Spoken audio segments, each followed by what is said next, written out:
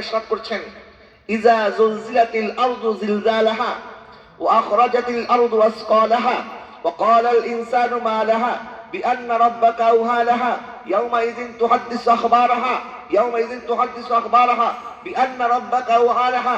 আল্লাহ সুবহানাহু ওয়া তাআলা বলেন, কিয়ামত যখন হবে একটা বিরাট ভূমিকম্প হবে। এই ভূমিকম্পের ফলে জমিনের নিচে যত খাজানা আছে, যত মানুষের লাশ আছে, সকল লাশ জমিন ভূমি করে বের করে দিবে। জমিন যখন ভূমি করে বের করে দেবে, শুধু মানুষ বের হয়ে আসবে না, মাটির নিচে যত সোনা দানা হীরা মণি মুক্তা জহরত যেগুলি নিয়ে মানুষ দুনিয়ার মধ্যে মারামারি করতো, কাটাকাটি করতো, এগুলি পাওয়ার জন্য মানুষ যখন দেখবে কি ব্যাপার, আমাদের চোখের সামনে স্বর্ণ পড়ে আছে, রূপা পড়ে আছে, হীরা মণি মুক্তা জহরত পড়ে আছে, কেউ সেগুলি উঠানোর জন্য চেষ্টা করবে না, কেউ সেই দিকে ভ্রুক্ষেপ করবে না, সেদিন কেউ এগুলি নেওয়ার চেষ্টা করবে না। কারণ তারা জানে এখন এই টাকা পয়সা স্বর্ণ অলংকারের কোনো দাম নেই। এখন যেটা আমরা কিয়ামতের ময়দানে বুঝবো, এটা যদি দুনিয়া থেকে বুঝতাম, কিয়ামতের ময়দানে দেখার পর যেটা আমাদের বুঝ হবে, এই বুঝটা যদি দুনিয়ার মধ্যে আমরা বুঝতে পারি, তাহলে আমাদের জীবন সুন্দর হবে।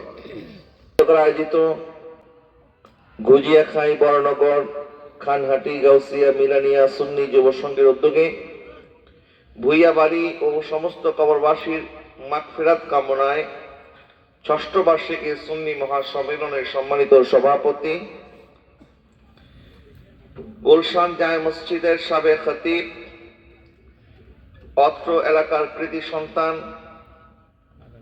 চ্যানেল আই, বাংলাদেশ টেলিভিশন সহ বিভিন্ন টিভি চ্যানেলের সম্মানিত আলোচক, মুজাহিদে আহলে সুন্নাত, এবং ওনার সাথে আমার আব্বাজান রহমতুল্লাহ আলাইহি অত্যন্ত মধুর সম্পর্ক ছিল, ভালোবাসা ছিল।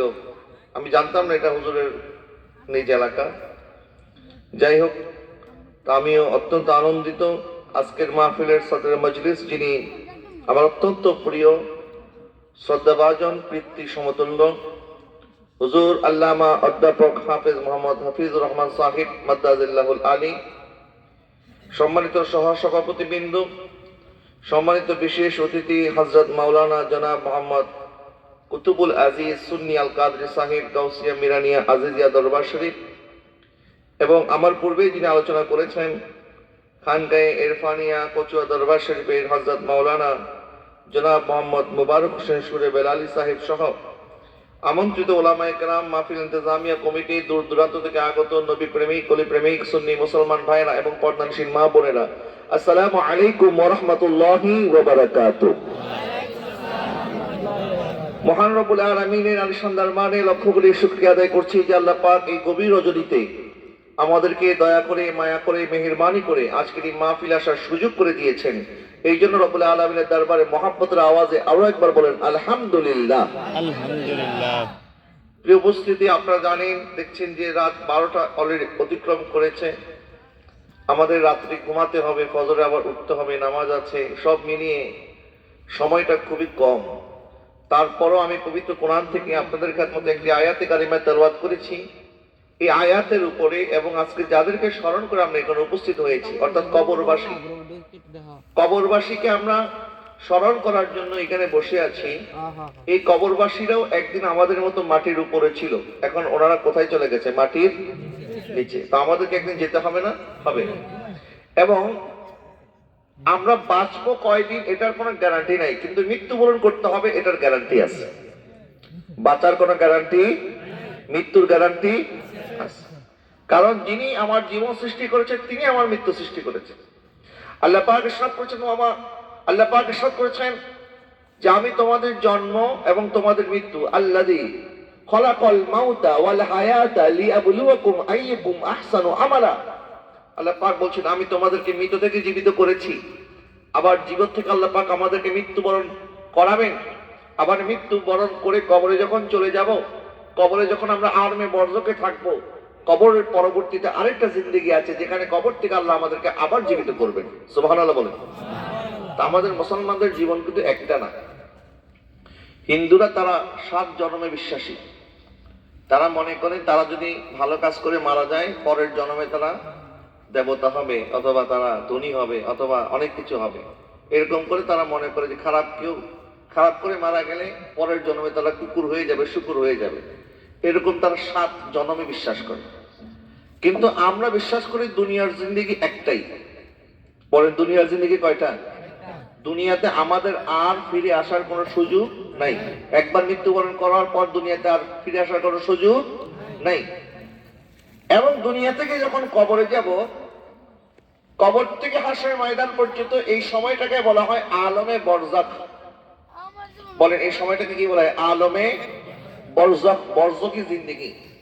নবীজি সাল্লাল্লাহু আলাইহি ওয়াসাল্লাম ইরশাদ করছেন, মানুষকে যখন কবরে শায়িত করা হয়, আপনারা জানেন 2 জন ফেরেশতা আসে, একজনের নাম মুনকার, আরেকজনের নাম নাকির।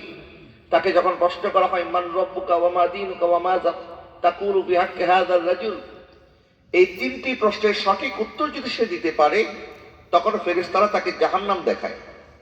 বলে তুমি জাহান্নাম দেখো, এটা ছিল তোমার আবাসস্থল, কিন্তু তুমি এই 3টা প্রশ্নের সঠিক জবাব দেওয়ার কারণে এখন তোমার ঠিকানা জাহান্নাম নয়, এখন তোমার ঠিকানা জান্নাত। আর যদি এই 3টি প্রশ্নের যে কোনো একটি উত্তর সে দিতে না পারে, ফেরেশতারা প্রথমে তাকে জান্নাত দেখায়। জান্নাত দেখিয়ে তাকে বলে, আল্লাহ তো তোমার জন্য জান্নাত সৃষ্টি করেছিলেন, কিন্তু তুমি জান্নাতে যাওয়ার মতো যোগ্যতা অর্জন করতে পারো নাই, সুতরাং তুমি জাহান্নামের আগুনের মধ্যে নিক্ষিপ্ত হবে। জোরে বলেন না নাউজুবিল্লাহ। নবীজি ইরশাদ করেছেন, আল কাবারু কিসমান, কবর হচ্ছে 2 ধরনের, ইম্মা রাউদাতুম মিন রিয়াদিল জান্নাহ ওয়া ইম্মা হুফরাতুম মিন হুফারিন নার। হয় কবর হবে জান্নাতের বাগান, না হয় কবর হবে জাহান্নামের গর্ত। জোরে বলেন না নাউজুবিল্লাহ। তো আমরা দুনিয়া থেকে কবরে যেতে হবে, এটা আমাদেরকে একটা পরীক্ষা করার জন্য দুনিয়াতে পাঠিয়েছেন। আমাদের জীবন এই জীবনে শেষ না, এটার পরে কবরের জিন্দেগি আছে। আবার কবরের জিন্দেগি এটাই শেষ না, কবরের পরে আল্লাহ পাক হাশরের ময়দানে আমাদেরকে তুলবেন। এবং সূরা আল-জিলজালের মধ্যে আল্লাহ পাক ইরশাদ করছেন, ইযা যুলজিলাতিল আরদু জিলজালাহা ওয়া আখরাজাতিল আরদু আসকালাহা ওয়া ক্বালাল ইনসানু মা লাহা বিআন্না রাব্বাকা আওহা লাহা ইয়াওমাইযিন তুহাদ্দিসু আখবারাহা ইয়াওমাইযিন তুহাদ্দিসু আখবারাহা বিআন্না রাব্বাকা আওহা লাহা। আল্লাহ সুবহানাহু ওয়া তাআলা বলেন, কিয়ামত যখন হবে, একটা বিরাট ভূমিকম্প হবে। এই ভূমিকম্পের ফলে জমিনের নিচে যত খাজানা আছে, যত মানুষের লাশ আছে, সকল লাশ জমিন ভূমি করে বের করে দিবে। জমিন যখন ভূমি করে বের করে দিবে, শুধু মানুষ বের হয়ে আসবে না, মাটির নিচে যত সোনা দানা, হীরা মণি মুক্তা জহরত, যেগুলি নিয়ে মানুষ দুনিয়ার মধ্যে মারামারি করতো, কাটাকাটি করতো, এগুলি পাওয়ার জন্য মানুষ যখন দেখবে, কি ব্যাপার, আমাদের চোখের সামনে স্বর্ণ পড়ে আছে, রূপা পড়ে আছে, হীরা মণি মুক্তা জহরত পড়ে আছে, কেউ সেগুলি উঠানোর জন্য চেষ্টা করবে না, কেউ সেই দিকে ভ্রুক্ষেপ করবে না, সেদিন কেউ এগুলি নেওয়ার চেষ্টা করবে না। কারণ তারা জানে এখন এই টাকা পয়সা স্বর্ণ অলংকারের কোনো দাম নেই। এখন যেটা আমরা কিয়ামতের ময়দানে বুঝবো, এটা যদি দুনিয়া থেকে বুঝতাম, কিয়ামতের ময়দানে দেখার পর যেটা আমাদের বুঝ হবে, এই বুঝটা যদি দুনিয়ার মধ্যে আমরা বুঝতে পারি, তাহলে আমাদের জীবন সুন্দর হবে। কিয়ামতের ময়দানের যত খবর আমার নবী দিয়েছেন, আল্লাহ পাক যত কথা বলেছেন কিয়ামত সম্পর্কে, তার মধ্যে কি কোনো সন্দেহ আছে?